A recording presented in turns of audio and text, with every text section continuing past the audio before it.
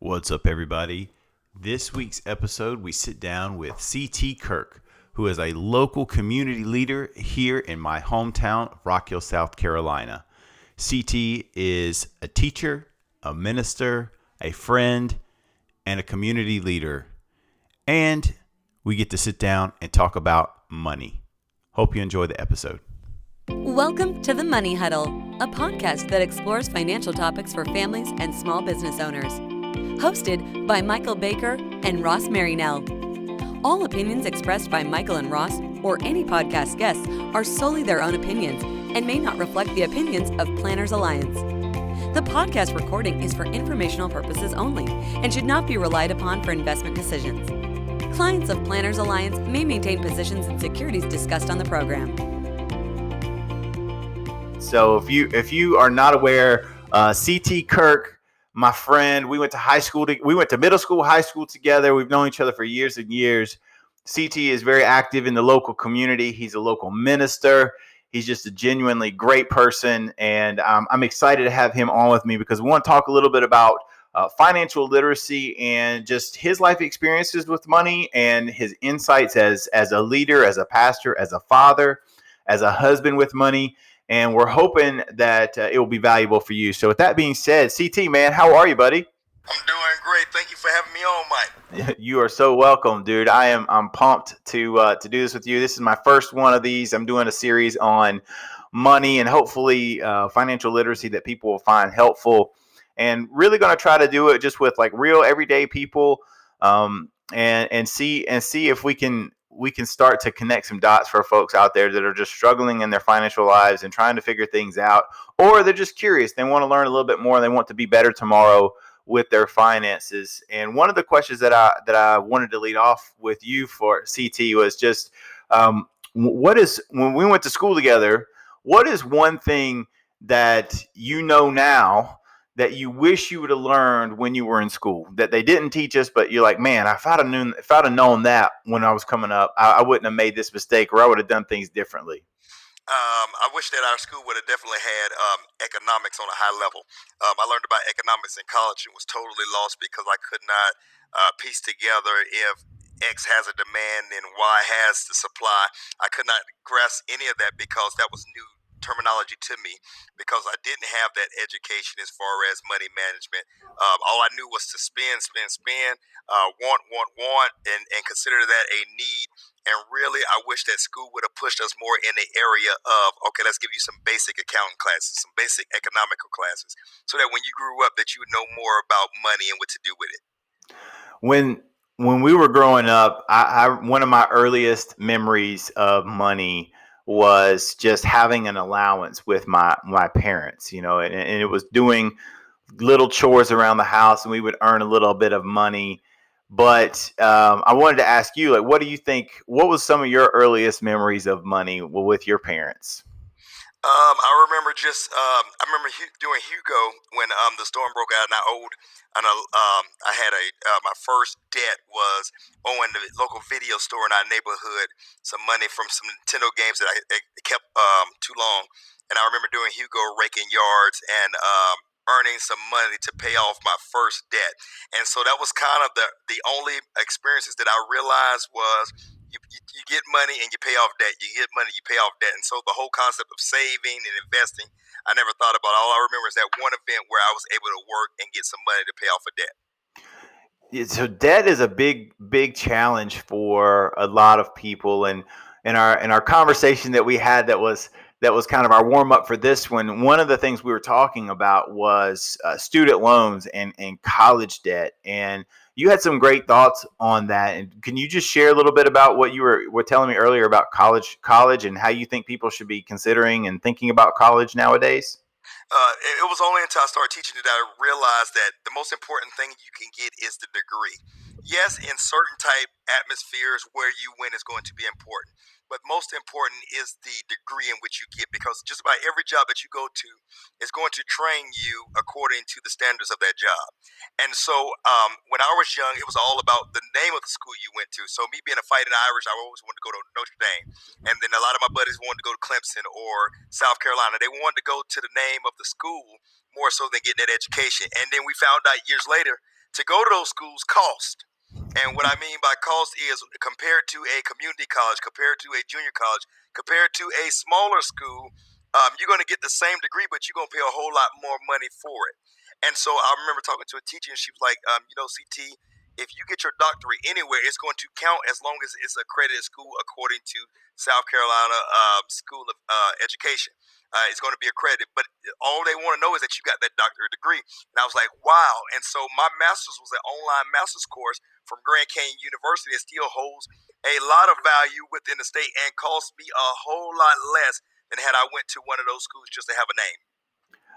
Man, I agree with that. If anyone that's listening, I promise you I didn't give CT a script to read about his views on college, because you said so many of the same things that I'm constantly, I feel like I'm telling people when it comes to college. I think college now is very much a business decision.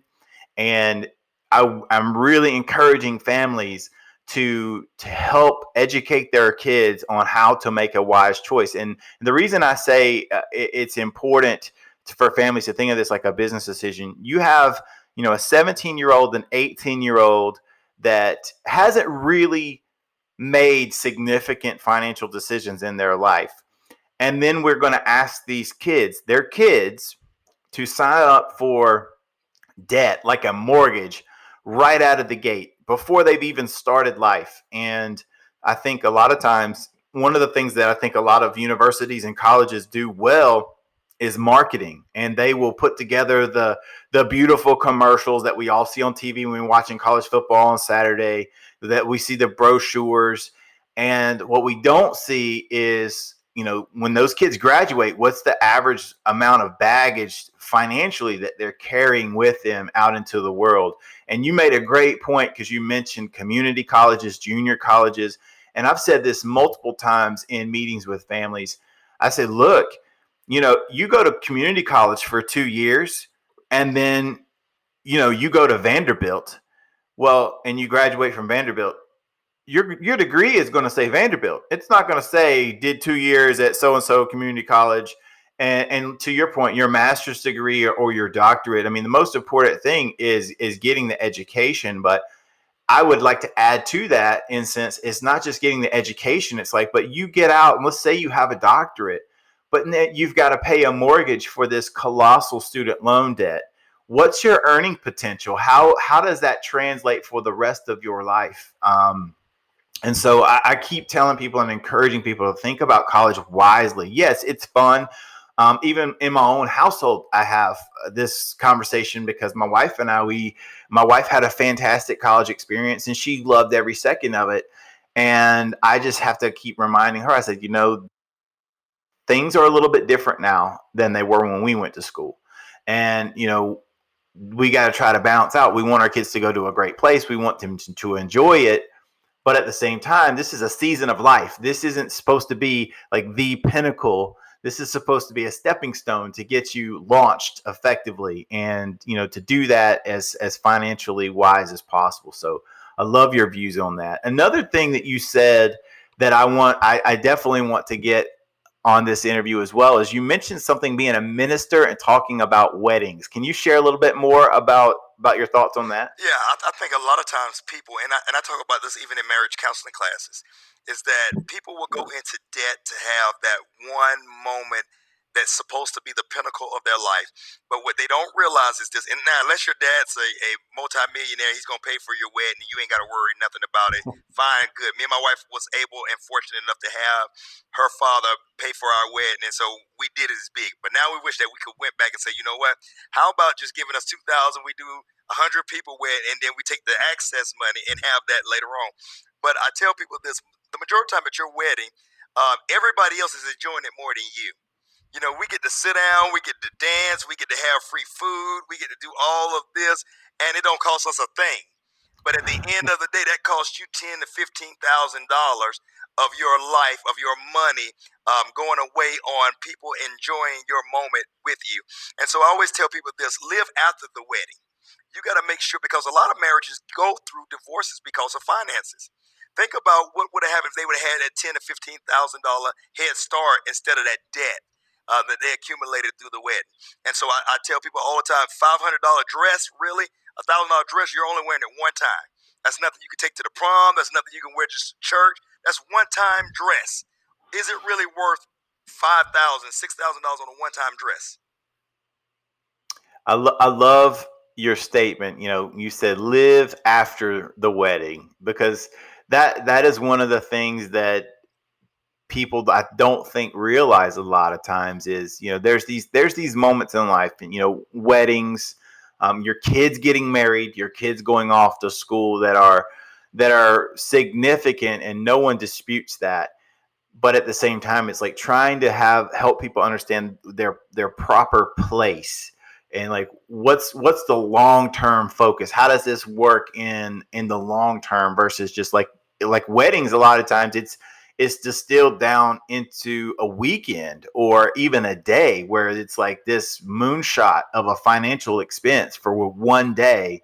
And then, you go on your honeymoon, and then after that you come back, and it's like, okay, now what? And you are, potentially thousands of dollars in the hole. Or like you were saying, there were thousands of dollars spent for that you could have used for a head start, to get started in life together.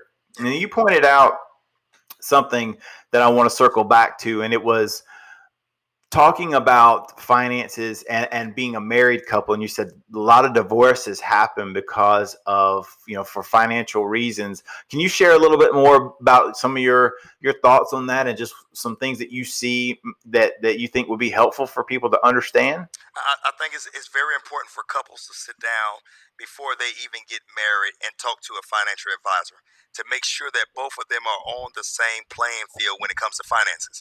The last thing you want to do is go into a marriage with a joint checking account, and you got one person that is not financially wise that spends the money. But both people need to be able to sit down and say, I know in marriage counseling it's typical to sit down with the preacher, but I think the preacher should even recommend, hey, you need to sit down with a financial advisor as well to make sure that you guys are on the same pace with finances. Because a lot of couples that I talk to, you find out they're not on the same page. That one person is the big spender, one person is the more mature, and they fall out a lot of times over the finances. And that causes tension, that causes mistrust.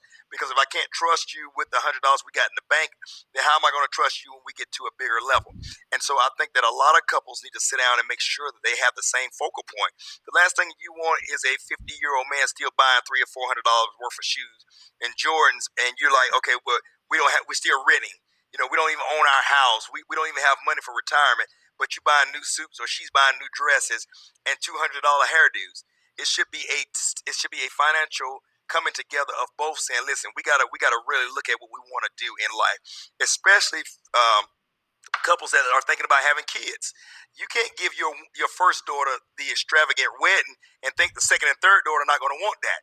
You can't buy the car for the older son and think that the other four sons are not going to want that. And so you got to be able to sit down and have a plan of how you're going to do things ahead of time before that even comes.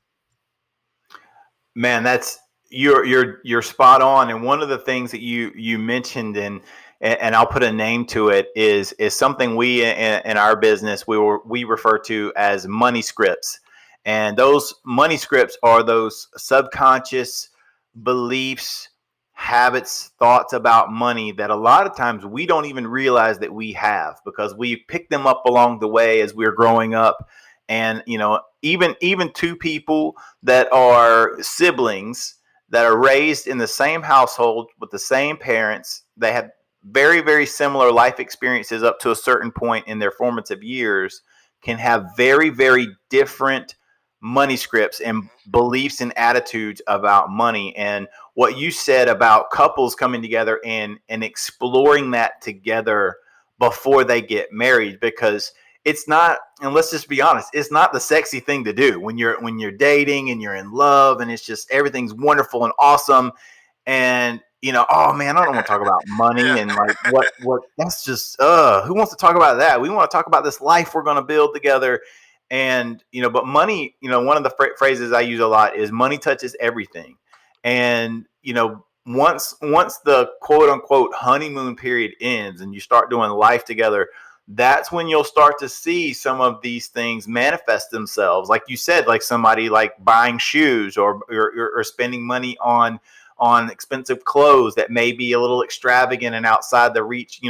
All these little things they can create little stresses and tensions that over time, especially if we don't talk about them, because people don't like to talk about money. Money's one of those taboo things that we don't like to talk about. It could create cracks in the foundation, and eventually it could crumble. And so that's a great idea that I hope anyone that talks with you, that they take you seriously on that. And it's not something that you should be afraid of, because I would think one of the things we talk about in business is fail early, fail often. So you want to have those disagreements or those enlightening moments, I would say, early. You don't want to be married to somebody 2 years, 3 years in and realize that they've got some significant divides when it comes to the financial attitudes about the household. So that's great. And one of the I told you when we were doing our other conversation, you mentioned the shoes, and one of the things that you've put out on social media that I've seen is talking about the cost of a new pair of Jordans versus the cost of life insurance. And I just wanted you to tell everyone what you were sharing with me when it comes to that, because you've been pretty vocal about that as well. I think I've been a minister. When you see families that come to you and say, they didn't have life insurance, we're going to do a GoFundMe account. The first thing as a minister is, okay, I'm probably doing this pro bono, because if they're already struggling to pay for a funeral, they're not going to have money to pay for me to conduct. And most of these people are people that don't go to our church. It might be somebody young who lived a reckless life or got sick and didn't have any life insurance. And so for one aspect I teach of it is, and I know people don't like to talk about but death is a bill within itself. Death is expensive. A cheap funeral can run you $4,000 or $5,000, and so and I don't know how it is with everybody else, but a lot of people don't believe in cremation, so they want to do the funeral route, but don't want the bill that comes with the funeral route. And so rather than that being a debt to your family, because when you're dead, it ain't gonna cost you anything to die. It's gonna cost somebody that's living, to try to get your stuff in arrange. And then the other aspect I thought of it when I started looking at how some business owners and some people of wealth today got their wealth, it was because somebody had an inheritance saved up for them. And so that life insurance policy was an extra $60,000. They could pay off college. It was an extra $60,000 they could put into a business of their choice, or it was more money that they could buy the house and don't even have to worry about that debt. And so I was looking at it like, okay, listen, life insurance could not only be the way that you're buried, but it also can be the hope for your future generations. So you could be touching somebody's life down the line because you were responsible with your life. And so I think that it's very important to have an inheritance to leave behind. You're spot on, and I think that's one of the things that a lot of people, I'll say a lot of people, I know a lot of men, a lot of guys don't like to talk about life insurance, and they think life insurance is just something that they don't need to worry about. It's not for them. And I would say that, first of all, like, life insurance isn't for you. It's not for you. Right. It's for anyone that you love or someone that depends on you financially. And so it's not about you specifically, because like you said, it's like, it's not going to cost you anything to die. Like, it's not your problem if you're no longer here. And I do realize that there is, at least there is some hesitancy with a lot of people just to talk about death. Because it's kind of this topic that is, again, we don't want to discuss. But, I think if you're trying to plan for your future and you're trying to take care of your family and the people that love you and that you love and you want to care for, this is just part of planning. And it's nothing that needs to be blown out of proportion and made bigger than it is. But it's also something that you shouldn't avoid, because it is a wise thing to consider, for sure. And especially when you, like you said, when you're making frivolous purchases or extravagant purchases, but you don't have life insurance, you have to look at, like, where's your value? Where are your values really? And so that's a key thing to think about. There's two questions that I want to make sure I always ask folks and that are on the program. And one of those is, what, so now that we are, we're right now 40, one of, I had lunch, actually, you'll laugh. I had lunch with Chris Switzer the other day. Chris Winston's not 40. Chris Winston's older than us. No, man, he is. No, He we're is. 40. Chris Winston's 45, 46. I saw his picture. Love you, Chris. He's gonna see this. He's gonna come find you. Love you, Chris. But he said, he made a point. He goes, hey, we're halfway there, and that has multiple meanings. But I'll choose to frame it this way. So here's this is where we are in life. Where are you looking at now to learn more about when it comes to financial matters? What's an area that you want to be growing and learning more about? I think for me it is probably stocks, and I will say this: not so much of life insurance now, but what to do with the life insurance is also important. The financial planning, the wills, the trust, and estate, all of that come into a big portion of what I'm learning now. Even in our church, we have financial seminars and classes where we bring in people to talk about financial estate, financial planning, different things that you can do. We didn't even realize that there is a life insurance policy that allows you to be able to have a savings account attached to it, that if you were in debt, you could pull that money out, pay off your debt, and still keep your original life insurance. And I think there are a lot of tricks that people don't understand about finances that we really got to be able to to be able to home into. Being able to get land not at the value that you see it at, but at the value that the tax audit office able to see you at. One of our classmates was able to buy 35 acres of land for $100,000 because she knew when to jump into the market. She was looking at the tax estates and the liens and all of these different things, and she got it right in primary building according to what Rock Hill wants to build. So she's already ahead of the game. And being able to understand those things are so important, because making your money work for you is important. Like you say, we're halfway there, but we're only about 25 years of still working age that we can work and still get these things. So in 25 years, basically, we're going to be dependent on our Social Security or our financial planning in those latter years. And I want to make sure that an MRI or prescription drugs are not the reason why I got to go back to work at 66, 67 years old. But I want to be able to get that RV, pay it off in cash, and just be able to travel. And so that's one of the things that I'm really looking into now, is how to make my money talk more. I love that. How to make your money work for you. It makes sense. And that's one of the things that you mentioned too, is everybody's got a clock, right? We don't know when our time is going to run out, but we have to prepare. And one of the funniest conversations I will have with clients is when I'm meeting someone that is 65, 66 years old.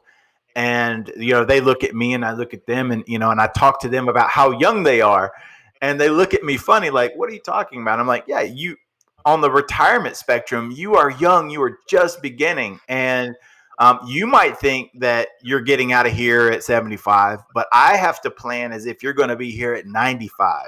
And I've got to protect you and help build a plan that, that assumes that, yes, we could do some things and we can have some fun, but I also have to keep in the back of my mind that you might be here at 95, and if you're here at 95, you're going to need resources. You're going to need financial resources. So we have to think about that. Yeah, and I think a lot of things, Michael, that was missed to us, especially in the African American culture, is that a savings account is really just for you're saving for it, something you may want at a short span of time. That your savings account is not your long-term financial planning, because it doesn't grow any money for you.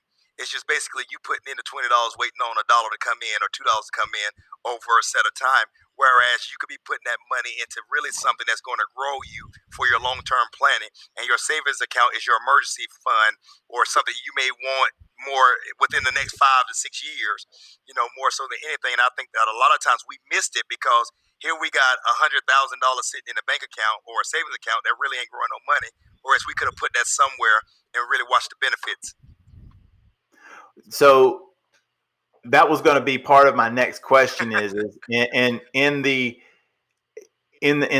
data that we see, there's so many different disparities that you can look at, the wealth gap between like baby boomers and millennials and Gen X, which would reflect us, where all the wealth is kind of like being concentrated up at the top. And then you could look at financial disparities between white Americans and African Americans and minorities. And how do you feel like having greater financial literacy can help us close that gap? What do you feel like is needed, and how do you think that can help our society and every one of us be better for it? I think that people have to have real conversations about where they want to go. I remember talking to a person some years ago and say, listen, everybody should have at least three streams of income.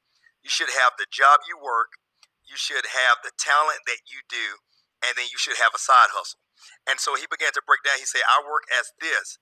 My side hustle is, and at the time it was maybe like selling the vitamin water Okay. was his side hustle. And he was like, I ain't gonna stay in this long term. I make $10,000 and then I find another side hustle. Stock market could be your side hustle. And then he was like, your talent. If you can write a book, if you can do hair, if you can do something on the side that's your talent, make that grow as well. And so you see a lot of people who were not afraid to say, okay, this is my talent. I'm good at this. Like Jay-Z says, I can rap. But wait a minute, I want to be into the business market as well.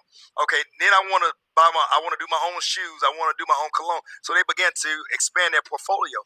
And I think a lot of people get stuck at, okay, all I do is work this job. But yeah, I'm good at this, but I'm not going to invest in this. I'm just going to stay here and work this job. And they miss out a lot on the finances that can come into their household. Me, I teach school, I minister, but I also tapped into the fact that, hey, I'm a great writer. I need to write books and let that be my side hustle. That may be the way that I can supplement my income to that point that grows over. And now I'm doing motivational speaking. And so I think when people start looking at themselves and say, okay, how much can I really be extended? How much money am I leaving out there on the table that I should be getting in? And of course, when you open up those streams of income, you label those streams of income. My job is how I pay my bills. My book sales is how I build up my long-term planning or my extra savings.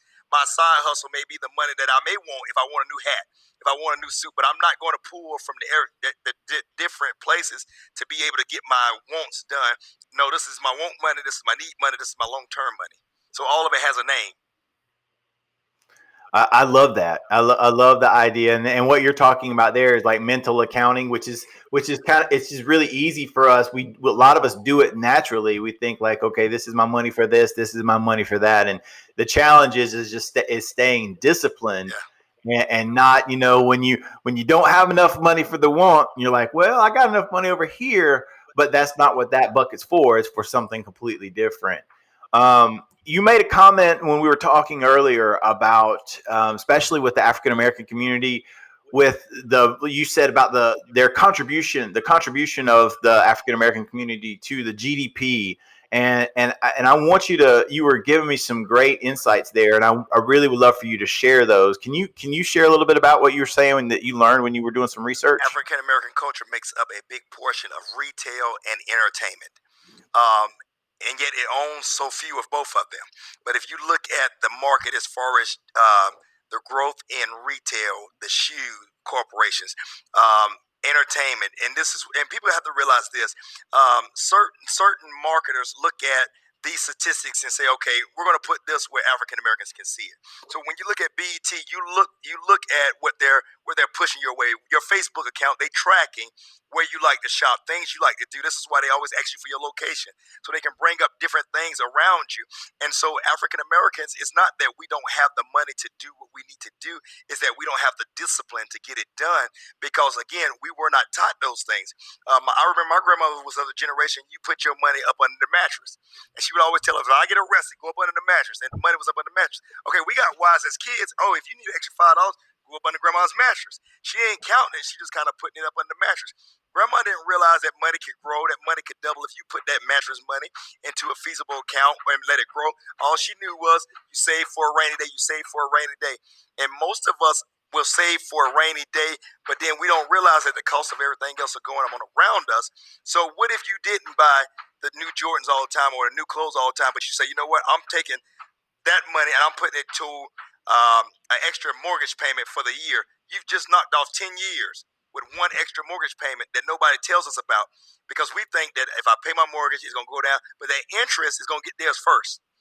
And you may be paying, and so I remember running into a guy, him and his wife, and they're African American, and they had two households. He said, you know what, for 5 years, we did not spend my wife's salary. All we did was live off my salary, which was $40,000. He said we took shortcuts. We had to take shortcuts. We had to coupon. We had to make sacrifices. He said, but in 5 years of saving up her income, we was able to pay off our whole entire house of $250,000. Once you pay your house off, you living a good life. So, but that took discipline because he said, you know what? We may struggle in these 5 years, but we're gonna change the whole concept of our house, of our knowledge. And even if they sell it, that's 200 and well, it's probably more than that now, probably 300 or 400,000 that their house has what appraised at now. But think about that, just having that in your bank account now, as opposed to now we got to struggle for 30 years to pay this off. No, I mean, I love that idea. I mean, in so many of it kind of goes back to the theme earlier with college. Just think about, like, and you use the word sacrifice. Like, you know what, if you sacrifice that want, like, I really, really want to go to this name brand school, but the economics of that aren't the healthiest for me. I could probably make it work, but now I'm going to be stuck with a huge student loan debt burden that I'm going to carry with. And then, I'm going to have that. And then that may impact your ability to actually have a house, or what kind of loan you can qualify for, because, when they're looking at your debt to income ratio, I mean, all that stuff matters. But, and then, when we talked about getting married, well, here's what you're bringing to the table. And then that's what they're going to bring to the table. And then it becomes kind of a team effort thing, and whether or not you're on the same page. And it's just so many great little nuggets that we've had in here.